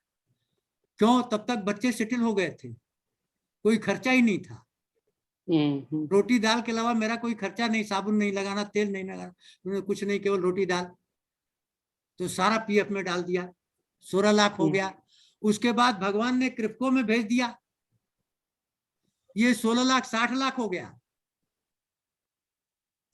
और फिर क्रिप्को ने कहा 5 साल और रहो। जब मेरी तनख्वाह 40 लाख हो गई, ओमान से अलग मिलती थी, क्रिप्को से अलग, मैंने छोड़ दिया, जबकि नहीं छोड़ना चाहिए। 6 साल और कमाओ, मैंने कहा ना, छोड़ा। फिर क्या किया, 16 साल से मुझे काम की कमी नहीं है, लेकिन ये सारा पैसा जो मैंने इकट्ठा किया, हमारे जो भतीजे थे, भाइयों के, कजन के, ब्रदर्स के लड़के 10, उनको सबको सेटल किया, सबकी शादी ब्याह की, सब खर्च हो गया। अच्छा, अब मेरे पास पैसा वैसा ज्यादा नहीं है, लेकिन सब देने के लिए तैयार बैठे हैं। 18 लोग कह रहे हैं बाबा क्या चाहिए, बाबा क्या चाहिए। हमने कहा कुछ नहीं चाहिए, कुछ नहीं चाहिए, किसी चीज की कमी नहीं है, क्योंकि मुझे तो 2 रोटी खानी है, दाल खानी है, सब्जी खानी, क्या चाहिए। लेकिन ऐसे उदाहरण मिलते हैं कि हैं? जिनके पास, ऐसे उदाहरण हमें यहाँ मिलते हैं जिनके जो बच्चों को सहारा दे देते हैं या किसी तरीके से उनका खत्म हो जाता है और वो बेचारे वृद्ध आश्रम में या ऐसे रहना पड़ जाता है, उनको सूखी खानी पड़ती है, प्रॉब्लम्स होती हैं। तो उनके बारे में उनको कई बार अच्छा नहीं भी मिलता। आपने कहा ना भगवान दे देता है, जैसे कोरोना में फ्री सिलेंडर में उनको नहीं भी मिलता, तो आप ये सोचेंगे कि ये उनकी किस्मत खराब है, यानी कि उनके बैड पीछे से आ रहा है जो उनको फल मिल रहा है उसका, ये कहेंगे आप? अगर उसको आप क्या कहेंगी? मैं तो आपसे पूछ रही हूँ। नहीं, मैं तो आपसे पूछ रही हूँ कि आप क्या कहेंगी? नहीं, मतलब गीता के हिसाब से उसके कर्मों का फल है। बिल्कुल सही कह दिया आपने, और कोई सिद्धांत ही नहीं है, तो उसमें ही उनको खुश रहना चाहिए। दुख क्यों हो रहे हैं, खाना तो मिल रहा है ना, दुखी इसलिए हो रहा है कि ऐश आराम नहीं मिल रहा है। रोटी मिल रही है, रहने को मिल रहा है, लेकिन क्या नहीं मिल रहा है, जो घर में ऐश आराम था वो नहीं मिल रहा है। तो आसक्ति आ गई ना, ऐश और आराम। जो योगी है, देखिए एक योगी था, एक आदमी था सांसारिक हमलों की तरह, बहुत दुखी था, इतना दुखी था कि सब जगह हो आया। तो किसी ने कहा वो महात्मा जो है ना, वो तुम्हारा दुख दूर करेंगे। गया वहां, देखा महात्मा जी जो है, एसी चल रहा है, 4-5 कालीन बिछा हुआ है, ऐश्वर्य की जिंदगी जी रहे हैं। तो बोला ये महात्मा ढोंगी, ये क्या दूर करेगा मेरा, अपने ही ऐश्वर्य में डूबा हुआ है। तो महात्मा जी ने उसका मन तो पढ़ लिया, जैसे मैंने आपको बताया ना, नीम करोड़ी बाबा सारे अमेरिकन के मन पढ़ लिए थे। हाँ जी। मरने के बाद भी स्टीव जॉब को मन में डाल दिया। तो उसे बोला अच्छा तेरी प्रॉब्लम जो है ना यहाँ नहीं सॉल्व होगी, तू सोच रहा है ना कि मैं ढोंगी हूं, चलो चला जाए। महात्मा जी उतरे बिस्तर से, नंगे पांव चल दिए, खटाखट खटाखट खटाखट, पीछे आओ। 1 किलोमीटर जाने के बाद वो कहता है स्वामी जी रुकिए रुकिए। क्या हुआ, क्या हो गया? कहता मेरा झोला वहां छूट गया। तो बोला यही तुम्हारी प्रॉब्लम है, मेरा सारा ऐश्वर्य छूट गया और तेरा केवल एक झोला छूटा है। तू झोले में अटका हुआ है, मैं किसी में अटका हुआ नहीं। जो किसी चीज में अटका नहीं हुआ है वो स्वतंत्र है, खुश है, हमेशा 24 घंटे आनंदमय है। आप कह रही वृद्धाश्रम में जाके दुखी हो, क्यों? अटके हुए हैं, ऐश आराम में अटके हुए हैं। जो कहीं नहीं अटका हुआ है वो हर परिस्थिति में आनंदमय रहेगा। वो आना बड़ा मुश्किल है। हम हाँ। जरा सी कहीं दर्द होती है वो- तो हमें सब Correct. भूल जाता है। दर्द जहाँ होती है वहीं आत्मा जाती है। यही तो वेद मुश्किल है। शब्द जो है दो चीजों को देता है, वेद माने ज्ञान और वेद माने वेदना। जहाँ वेदना होती है, अगर शरीर में कहीं वेदना ना हो तो हम शरीर को भूल जाते हैं कि नहीं? बिल्कुल बिल्कुल। लेकिन कहीं वेदना हो तो वहीं जाती है। अगला प्रश्न ले ले। दर्द है। हाँ जी सॉरी। नहीं, मैडम ने तो इतना बढ़िया छक्का मारा है कि तबीयत खुश हो गई। Thank you. बढ़िया और प्रश्न जो है। आपका मुझे बहुत क्लियर हो रहा है, क्योंकि मैं साथ साथ पहले पढ़ लेती हूँ फिर आपका सुनती हूँ, तो अच्छा, वो जरा इजी हो जाता परिचय, दीक्षित साहब इनका परिचय बताइए। ये मैडम का। नहीं, मैडम अपना परिचय खुद ही देंगी, बताइए अच्छा। मैडम। मेरा मिसेस नाम ग्रोवर। हाँ मिसेस हाँ। ग्रोवर है। और ग्रोवर साहब को शायद आप जानते होंगे, विजयपुर में थे हम लोग, वहां पे रहे हैं NFL में। ये विजयपुर में थे, वहां पे चीफ जनरल मैनेजर थे, और उसके बाद ये बाद में कुछ दिनों के लिए मेरे ख्याल सऊदी अरेबिया भी गए हैं आप? हाँ जी, इजिप्ट गए 2 साल। इजिप्ट गए थे, और लौट के आके नागार्जुन फर्टिलाइजर में भी इन्होंने काम किया है। 9 साल वहां रहे। 9 साल वहां रहे, अब वापस आके नोएडा में रह रहे हैं। ठीक है, आपके पड़ोस में ही है। क्योंकि एक ये ग्रोवर साहब हमारे सी ग्रोवर साहब भी तो थे। जी जी जी। ये हाँ। वजीर साहब आपके हाथ उठाया था, कुछ बोलना चाहते हैं क्या? कौन? अनम्यूट कीजिए अपने को। कौन कौन? वो मिस्टर वजीर है। हाँ, बताइए बताइए। ऐसा मेरा क्वेश्चन तो नहीं है, बट एक क्यूरियोसिटी है जानने की। हाँ। जब युधिष्ठिर स्वर्ग में पहुंचते हैं तो वहां उनको दुर्योधन मिलता है। देखिए ऐसा है, और वो जब पांडवों को एक मिनट ढूंढते सुनिए हैं तो पहले। वो उनको 1 मिनट पहले सुन लीजिए मेरे को। क्वेश्चन जो है 20 लोग तक ही सीमित रहना चाहिए। Okay fine. जो मैंने 20 लोग कहा है उसके बियॉन्ड मैं उत्तर नहीं दूंगा। 20 लोग की तरह उससे जो हमने 1 से लेके 20 लोग की बात कही है उसके अंदर क्वेश्चन है, तो बताइए। ठीक। ओके। इसका पहले प्रश्न सुन लीजिए, अगर बाहर का हो तो बताइएगा। वजीर साहब बताइए।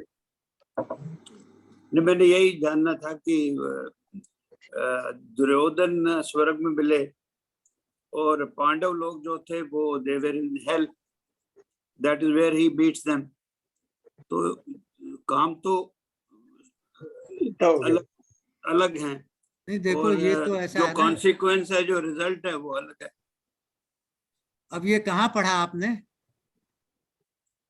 पढ़ते रहते हैं, बुक्स वगैरह पढ़ते रहते हैं। कौन सी किताब, कौन सी पुराण में है या उपनिषद में है या भागवत महापुराण में है, कहाँ है? नहीं, मैं बताता हूँ इसमें, थोड़ा सा मुझे मौका दीजिएगा सर। हाँ, वजीर साहब आ रहे हैं ना, मेरे ख्याल से वो इस तरह से है कि ये इस चीज को प्रूव करता है कि अगर किसी ने कोई अगर किसी ने गलत काम किया हुआ ना, तो आप ये सोचो कि कैंसिल हो जाएगा, ऐसा कैंसिल नहीं होता। दुर्योधन ने एक बार झूठ बोला, युधिष्ठिर ने एक बार झूठ बोला था, तो उनको इसीलिए वहां भेजा गया और उनको दिखाया गया कि ये देखो ये नर्क है, आपके नर्क को भी देखना पड़ा उनको। तो हमारी कर्म की थ्योरी ये कहती है कि कोई भी कर्म जो आप कर रहे हो ना, उसका फल जरूर मिलेगा, वो एक्युमुलेट होएगा। अच्छा, तरह के पॉइंट्स आप एक्युमुलेट करते जाओगे। आपने बहुत बढ़िया चीज उठा दी यहाँ, क्योंकि इसके पहले बहुत शास्त्रार्थ हुए इन चीजों पर। नहीं, ठीक है, जब आप 1 मिनट सुनिए। नहीं सुनिए पहले, ये जो इन्होंने चीज उठाई है उसको ध्यान से सभी लोग सुने। कुछ लोग यहाँ कहते हैं कि कर्म एलिमिनेट हो जाते हैं।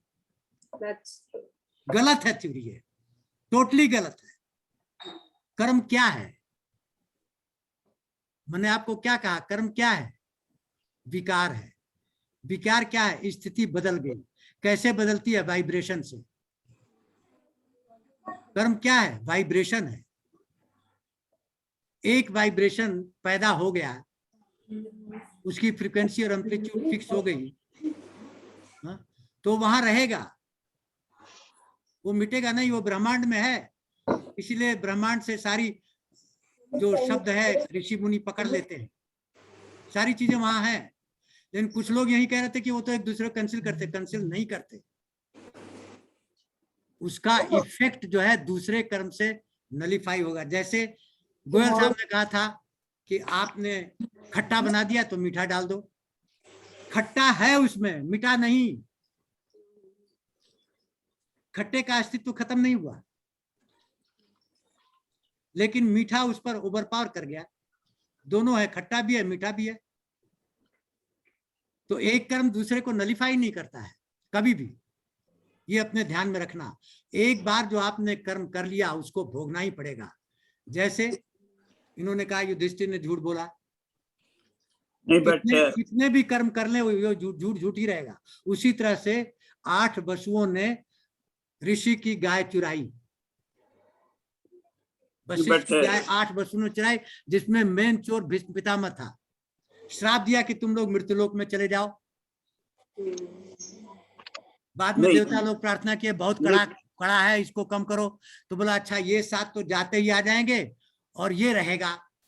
तो गंगा ने 7 पुत्रों को तो पैदा होते ही डुबा दिया और ये रह गया। ये है कर्म चोरी। मैंने ऐसे नहीं पढ़ा, मैंने ये देखा कि युधिष्ठिर को तो स्वर्ग में जगह मिली और वो भी अपनी बॉडी के साथ वहां गए, इवेंट इन हिज फॉर्म जिसमें वो थे, और उसके बाद उन्हें किसी ने नहीं कहा वहां से जाने के लिए। लेकिन उनको जब दुर्योधन उन्होंने देखा तो वो बड़े हैरान हुए, वो कहे मैं यहाँ नहीं रहूंगा, मेरे तब पांडव कहाँ हैं। उनको ले गए, उन्होंने दिखाया तो पांडव हेल में थे और वो भी चले गए। उनको बोला गया कि अब आप वापस चलिए, आपने देख लिया, अब आप वापस चलिए सर। उनको नहीं कहा गया कि आपको यही रहना है। उन्होंने कहा नहीं मेरे भाई यहाँ रहते हैं, मैं भी यहीं रहूंगा, मैं नहीं जाऊंगा। मुझे इसका ज्ञान नहीं है, मैंने ये सब पढ़ा नहीं। मतलब मैं केवल गीता पढ़ता हूँ और कुछ नहीं पढ़ता। गुरचरण दास की बात कह रहे हैं जिसकी आपने किताब पढ़ी है। किसकी? उसमें क्या हुआ कि गुरचरण दास ने किताब लिखी, गुरचरण दास। मैं नहीं पढ़ा। गुरचरण दास अच्छे हैं। नहीं सुनिए वजीर साहब, मैं बताऊं इसमें, उनको वहां पे वो गए थे, उनके साथ में कुत्ता भी गया था, आपको पता होगा। और वैसे उसके बाद उनको हाँ, चूंकि उन्होंने बहुत थोड़ा सा दुष्कर्म किया था, झूठ बोला था, तो उनको एक नरक दिखाया गया और उसके बाद all of them were transfer to swarg and Duryodhana and party are transfer to narak. उसके आगे की कहानी यही है।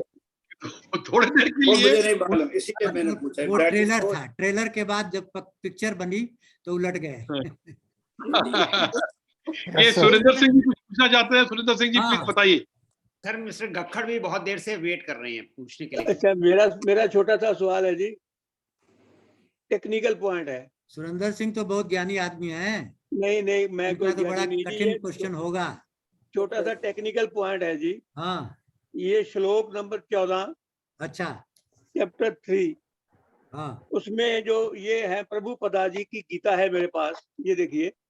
हाँ, किसकी? उन्होंने जो उसकी एक्सप्लेनेशन में लिखा है, all living bodies subsist on food grain. गलत है, which are produced from rain। ये गलत है। अच्छा, यही गलती हो गई। इसलिए मैंने कहा गीता पर भाष्य सबसे ज्यादा विश्व में लिखे गए, लेकिन गीता समझने वाले सबसे कम है। ये कह रहे हैं all living being, what about non living being? वहां भूत वर्ड है, भूत का मतलब पंचभूत है। इन्होंने आगे लिखा है, गलत लिखा, हमने पढ़ा हुआ है, सब गलत है इनका। ये सब गलत, इनका भी गलत है, चिन्मया का भी गलत है। ये सब समझे नहीं है, ये दुकानें चला रहे हैं। तो एक बात जो अभी वजीर साहब ने कही जी, मेरे मन में ये आया कि युधिष्ठिर वो आदमी थे जिन्होंने जुआ खेल के अपना सब कुछ गंवा दिया। करेक्ट। और वो बीवी जो अर्जुन जीत के लाया था उसको भी जुए में हार दिया। और उसके बाद भी वो धर्मपुत्र कैसे बन गए? और बाकी सारे जो भाई थे वो तो मर गए इधर, और वो बॉडी समेत अपना कुत्ता लेके भी वो स्वर्ग में चले गए। ये क्या जस्टिफिकेशन है इसकी? He was the man who led to this situation के पांडवों का सब कुछ गुम गया, सब कुछ खो गया, बिकॉज उसने जुए में सब कुछ हार दिया। अपनी बीवी वो बीवी भी जो अर्जुन की थी बेसिकली, क्योंकि वो जीत के लाया था, उसको भी हार दिया। और he goes to heaven. I don't know whether he goes to heaven or not. Nobody knows. नहीं, वो हम लिखा तो ऐसे ही है ना कि वो अपने नहीं, लिखा है ना, लिखने वाला क्या लिख रहा है, एक्चुअल क्या हुआ कौन जानता है, भगवान ही जानते हैं। देखिए ऐसा है, आपने जो कहा कि इसने सारे कुकर्म किए, जुआ खेलना, बीबी को दांव पर लगा देना, ये सारे, वही नहीं, अश्वत्थामा मरो नरोवा कुंजरों में भी भगवान ने कहा इससे कि बोलो अश्वत्थामा मर गया, इसने मना कर दिया भगवान को, क्या कह रहा, झूठ नहीं बोलूंगा, मैं झूठ नहीं बोलूंगा, क्योंकि उसको पता ही नहीं झूठ क्या होता है, सच क्या होता है। उसको झूठ और सच की परिभाषा ही नहीं पता। सच वो होता है जो धर्म की रक्षा करता है।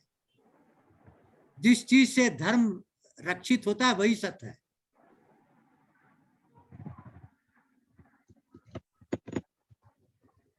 अब वो समझ रहा है कि फैक्ट जो है उसको सही बोलना ये सच है। युधिष्ठिर समझ रहा है कि फैक्ट तो ये है कि अश्वत्थामा हाथी मरा है, इसलिए मैं झूठ नहीं बोलूंगा।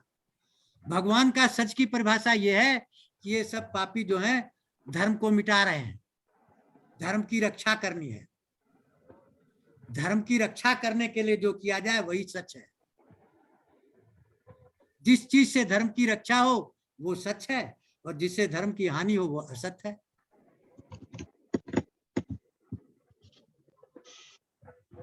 क्यों सुरेंद्र जी? टेररिस्ट को मारना ठीक है?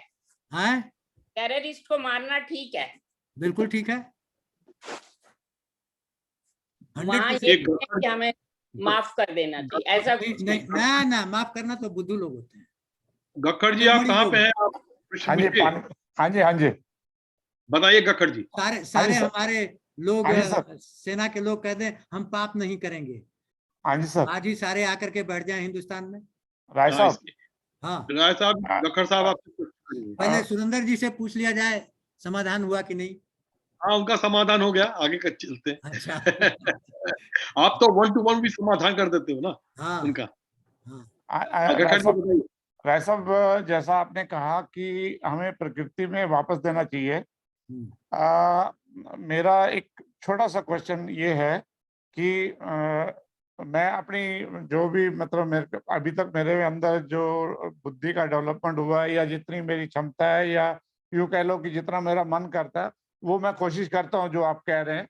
But at the same time मैं ये जानना चाहता हूँ और ये सीखना चाहता हूँ कि इसके लिए थोड़ा सा डिटैचमेंट चाहिए, and how to increase the degree of that detachment to give more and more back to nature. दो चीजें हैं जिससे ये आएगा। यस, आगे भगवान बताएंगे, आगे इस प्रश्न का उत्तर अगले चैप्टर में है, लेकिन अभी आपने पूछ दिया तो मैं बता देता हूँ ओके, कि क्या है जिससे ये डेवलप किया जाए, ये मन, इस तरह का मन। एक है अभ्यास और दूसरा है वैराग्य। हम 1000 चीजों में अटके हुए हैं, रोज कुछ न कुछ चीजों को हम छोड़ें, इसको कहते हैं वैराग्य। और अभ्यास मतलब एक चीज को रिपीट करना, छोड़ने का रोज रोज अभ्यास करना कि आज एक चीज छोड़ेंगे, कल एक चीज छोड़ेंगे। ऐसे हमारी आदत बन जाएगी, हैबिट बन जाएगी, फिर हमें दुख नहीं लेगा। एक आदमी हैबिचुअल लायर होता है और एक आदमी हैबिचुअल सत्यवादी होता है। कैसे होता है? अभ्यास से।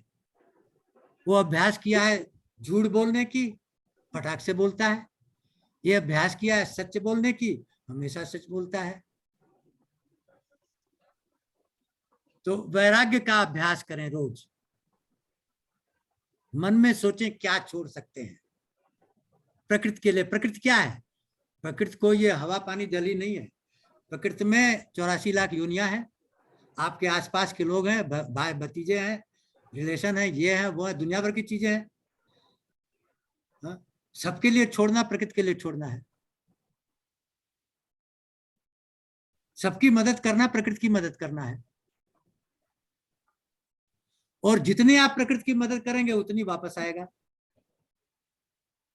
अगर आपने 100 लोगों की मदद की है तो उसमें से 20 निठल्ले हो सकते हैं, लेकिन 20 ऐसे भी होंगे कि आपके लिए जान देने के लिए तैयार हो जाए।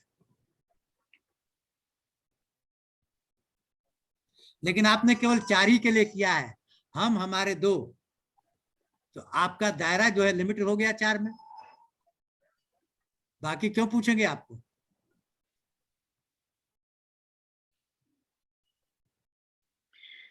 यहीं पे समाप्त किया जाए। इसलिए योगी लोग जो कंदराओं में बैठे हुए 500 साल तक, वो कैसे जिंदा है? किसी और का कोई प्रश्न है तो हम आगे, नहीं तो फिर नहीं, पहले कक्कर साहब से पूछिए प्रश्न का समाधान हुआ कि नहीं। हाँ, नहीं समाधान तो हो गया उनका। समाधान हो आपके गया। कहने से थोड़ी होगा।